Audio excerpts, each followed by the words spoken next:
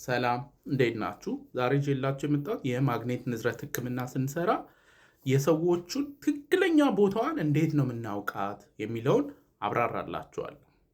የማግኔት ንዝረት ህክምና እንግዲህ በሀገራችን ተጀምሯል። ጳውሎስ ሆስፒታል እየተሰጠ ነው። ይህ ህክምና በተለይ የተለያዩ የድብርት መድኃኒት ሞክረው ለውጥ ላላገኙ ሰዎች ትሪትመንት ሬዚስታንት ዲፕሬሽን ጥሩ አማራጭ ነው እና የማግኔት ንዝረት ህክምና ብዙ ሳይድ ኢፌክት የለውም። ብዙ ሰዓት የሚፈጅ ነገር አይደለም። የመጀመሪያዋ ቀን እስከ 40 ደቂቃ ሊወስድ ይችላል። ከዛ በኋላ ግን 5 ደቂቃ ነው። ትሪትመንቷ በራሷ 3 ደቂቃ ናት የምትፈጀው። ግን የታይም ኮሚትመንት ይፈልጋል። በየቀኑ ለ5 ቀን ይሄ እንግዲህ ከሰኞ እስከ ዓርብ መሄድ ያስፈልጋል። ግን ፕሮሲጀሯ በራሷ 3 ደቂቃ ነው የምትፈጀው።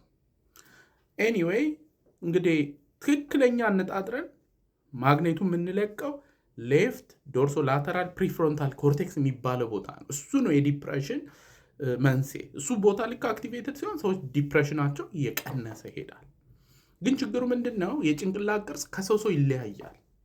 ለምሳሌ ያክል አዳነ ግርማን ብትወስዱ ጭንቅላቱ ከላይ ፍላት ነው ሪላቲቭሊ። ከዛ ደግሞ የሰይፉ ፋንታሁንን ብትወስዱ ደግሞ እንደ ኳስ ያለ ክብ ነው። ከዛ ደግሞ ኳስም ላይ ፀጉር የለም። አብራር አብዶ አንዴ በሬዲዮ ምን ሲናገር ሰማሁኝ። የሆነ ሰው የመጣና አብራር አብዶን ማንጎ ጭንቅላት ይለዋል። አብራር አብዶ ስቆ አለፈው።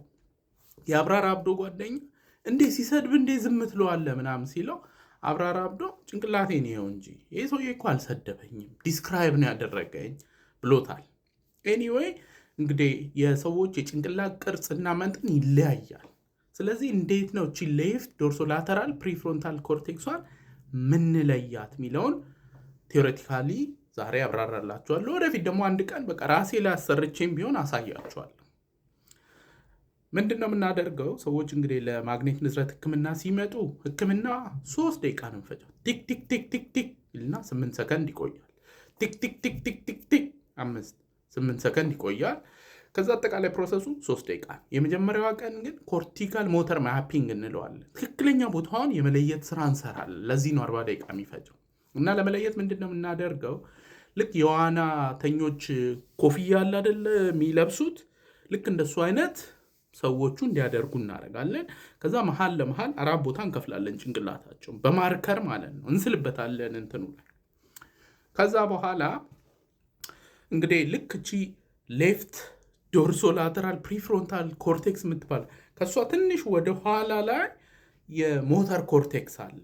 ሞተር ኮርቴክስ ማለት ሰውነታችንን ለማንቀሳቀስ የሚረዳ በተለይ ኤግዛክትሊ 5 ሴንቲሜትር ከሌፍት ዶርሶላተራል ፕሪፍሮንታል ኮርቴክስ በኋላ ላይ አውራ ጣትና አመልካች ጣትን የሚቆጣጠረው የአእምሮ ክፍል እዛ ነው ያለው። ስለዚህ የግራው የአእምሮ ክፍል የቀኝን እጅ ነው የሚቆጣጠረው፣ የቀኙ የግራን ነው የሚቆጣጠረው። ስለዚህ እኛ የምንፈልገው የግራዋን ነው። እሷ ናት። እሷ ኤሪያ በማግኔት እንትን ስትል ዲፕሬሽን እየቀነሰ ይሄዳል። ሶ ኤኒዌይ እቺን ሞተር ኤሪያ ለማድረግ ምን እናደርጋለን? የንዝረት መሳሪያ ማሽኑ እናመጣና ሰውየው ላይ ጭንቅላቱ ላይ እናደርጋለን። ከዛ የሰውየውን እጅ ደግሞ ትራስ ላይ እናደርጋለን። ከዛ በትንሽ ጀምረን ልክ ንዝረት እናደርገው አንዳንድ ሰዎች ሙሉ እጃቸው ሊንቀሳቀስ ይችላል።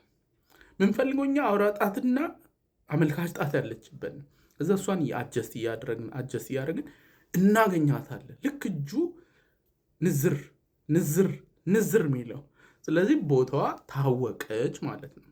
ከዛ 5 ሴንቲሜትር ወደፊት ገፋ አድርገን አነጣጥረን ስንልክ ሌፍት ዶርሶላተራል ፕሪፍሮንታል ኮርቴክስ ተገኘ ማለት ነው።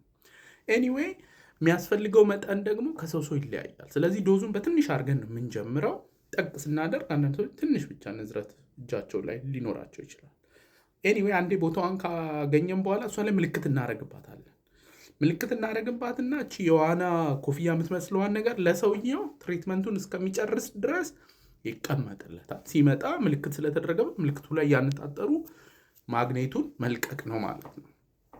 ከተወሰነ ጊዜ በኋላ ሰውየው የዲፕሬሽን ምልክቶቹ እየቀነሱለት ነቃ እያለ ስሜቱም ደስተኛ እየሆነ ይሄዳል ማለት ነው። ቃል ምገባላችሁ ለወደፊት ራሴ ላይ እንደዚህ አድርጌ እጄም እንዲህ እየተንቀሳቀሰ ሰራላችኋለሁ። ለዛሬ ግን ይሄን ያለው ኢትዮጵያ ውስጥ ተጀምሯል። ይሄ በጣም ትልቅ ዜና ነው። ጳውሎስ ሆስፒታል እየተሰጠ ነው። ኤኒዌይ ይሄ ቪዲዮ ለብዙ ሰዎች እንዲደርስ ኮፒ ሊንክ፣ ሼር እና ሪፖስት ይደረግ። ሁልጊዜ እንደምለው ያለ አእምሮ ጤና የለም። ደህና ሁኑ።